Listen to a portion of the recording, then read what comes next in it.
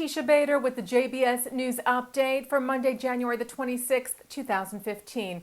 A controversy has developed over U.S. Speaker of the House John Boehner inviting Israeli Prime Minister Benjamin Netanyahu to address Congress regarding Iran without first consulting with President Barack Obama.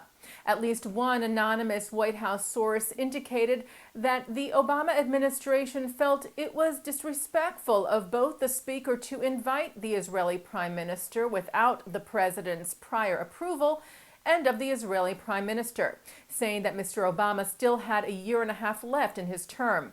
Of course, the Obama-Netanyahu relationship has seemed to be a rocky one over the years, and Mr. Netanyahu's last appearance before Congress in 2011 also reportedly upset the president. Today, former Israeli to the U.S. Ambassador Michael Oren said he thought Mr. Netanyahu should now change his mind and not speak before Congress. On the other hand, you may have just seen on IBA News that current Israeli U.S. Ambassador Ron Dermer said it is vital for Mr. Netanyahu to address Congress in March. The White House has said that Mr. Obama will not be meeting with Mr. Netanyahu when he is in Washington, where the Prime Minister will also be addressing the AIPAC National Policy Conference, explaining that the March visit comes too close to Israel's upcoming elections. Israeli President Rivlin is in the United States. He will address a UN Special Assembly on International Holocaust Remembrance Day tomorrow, Tuesday, at the invitation of UN Secretary General Ban Ki-moon. Last night, Rivlin was a guest of honor at a special meeting with leaders and members of the African American community at the Christian Cultural Center in Brooklyn, New York. I dream that Jerusalem, as a microcosm of the world, will serve as model of coexistence between different communities and religions. According to Rivlin's office, the Israeli president was in touch with the White House over the last few days regarding a possible meeting with President Obama. However, his office said that such a meeting will not take place due to scheduling issues, and that a meeting would take place at a later date. Police in Jerusalem arrested 6 Jewish men suspected of being involved in a beating of a 21-year-old Druze student last week. Tommy Hassoun was reportedly attacked by the men in Jerusalem on Thursday after they heard him speaking in Arabic.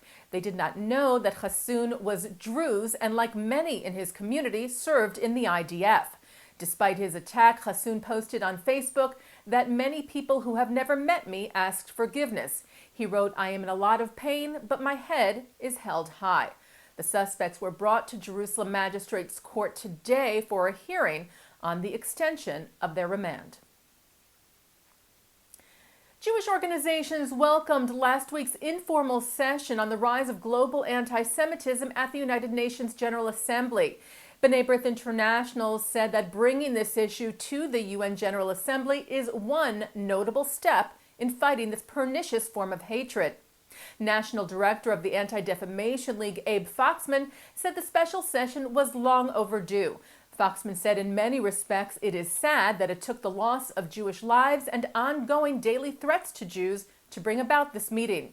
He said, yet it is entirely appropriate that the international body founded in the shadow of the Holocaust has recognized the urgency of this issue.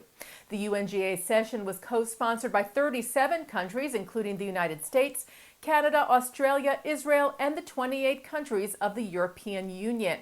It included statements from UN Secretary General Ban Ki-moon and U.S. Ambassador to the UN Samantha Power, who told the session that when the human rights of Jews are repressed, the rights of other religious and ethnic groups are often not far behind. She said attacks on Jews are attacks on us all. The reporter who first broke the news of the death of Argentine state prosecutor Alberto Nisman has fled to Israel, saying he feared for his life. Jewish journalist Damien Pachter was the first to report about the mysterious death of Nisman, who was investigating the deadly 1994 bombing of a Jewish community center in Buenos Aires that killed 85 people. Nisman, who was 51, was found dead in his apartment from a gunshot wound to the head on January the 18th.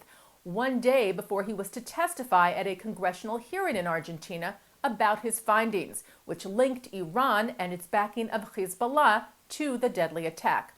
Pachter landed in Tel Aviv this weekend.